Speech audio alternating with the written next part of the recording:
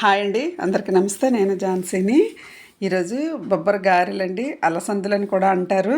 ఈ బొబ్బరి గారెలు మార్నింగ్ టిఫిన్కి కానీ ఈవినింగ్ స్నాక్స్ కానీ తినొచ్చు. చాలా చాలా బాగుంటాయి.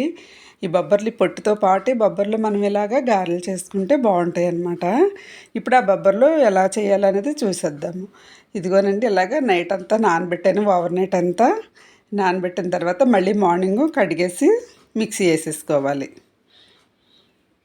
ఇలా మిక్సీలో వేసుకున్నాక పచ్చిమిర్చి అలాగే ఆనియన్స్ కూడా వేసుకోవాలన్నమాట. అల్లం వేసాను, పచ్చిమిర్చి అలాగే సాల్ట్ కొంచెం వాటర్ వేసి మరి మెత్తగా కాకుండా ఇలా చేసుకుంటే సరిపోతుందన్నమాట. ఇది తీసేసి మళ్ళీ కొంచెం ఉంది, అది వేసాను. దీంట్లో ఆనియన్స్ వేసాను. ఇలా కొన్ని ఆనియన్స్ పప్పులో వేసేసి తర్వాత పైన కూడా వేసుకోవచ్చు. అయిపోయిందండి. ఇప్పుడు ఇందులో కొంచెం ఆనియన్స్ కొత్తిమీర వేసుకొని కలిపేసుకోవాలి. ఇలా కలిపేసుకొని ఇలా చూడండి, ఇలా గారెల వరకు వచ్చేలాగైతే చక్కగా వచ్చింది కదా. ఇప్పుడు కళాయి పెట్టుకొని ఆయిల్ వేసుకున్నాను. ఇప్పుడు పుణుకుల్లా వేస్తున్నాను అనమాట. ఒక ట్రిప్ పుణుకుల్లా వేసి ఇంకొకటి గారెల్లా వేస్తాను. ఎలా వేసినా కానీ చాలా చాలా బాగుంటాయి, టేస్టీగా ఉంటాయి అన్నమాట. మనం రోడ్డు మీద బండి మీద కొనుక్కున్నవి ఎంత క్రిస్పీగా ఉంటాయో అలాగే ఉంటాయి అన్నమాట. బొబ్బరి గారెలు చాలా బాగుంటాయి. ఈవినింగ్ స్నాక్స్కి అయితే ఇంకా బాగుంటాయి. దీనికి ఉల్లి చట్నీ సూపర్ అన్నమాట.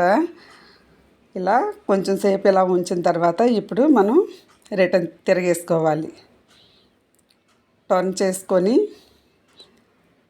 ఇదంతా మీడియంలో పెట్టుకోవాలన్నమాట. లేకపోతే పైన వేగిపోయినట్టు లోపల వేగకుండా ఉంటాయన్నమాట. అందుకని మనం మీడియంలో పెట్టుకొని కుక్ చేసుకోవాలి. అయిపోయి చూడండి, ఇలా వస్తే సరిపోతుంది. ఇప్పుడు గారెల్లా వేస్తానన్నమాట.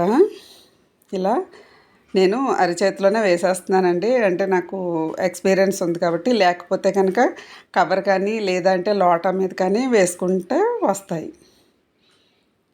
కానీ ఇలా చేతిలో కూడా నీట్గా వచ్చేస్తాయి. ఇలా మరీ లావుగా కాకుండా పలచగా కాకుండా మీడియంగా చేసుకుంటే బాగుంటుంది. లేకపోతే మధ్యలో ఉడకదనమాట. ఇలా చూడండి, వేగిపోయి నీట్గా ఇలా తీసేసుకోవాలి.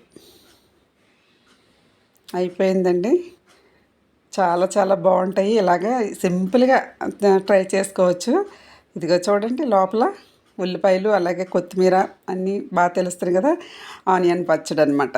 నా వీడియో నచ్చితే లైక్ చేయండి, సబ్స్క్రైబ్ చేయండి. Thank you.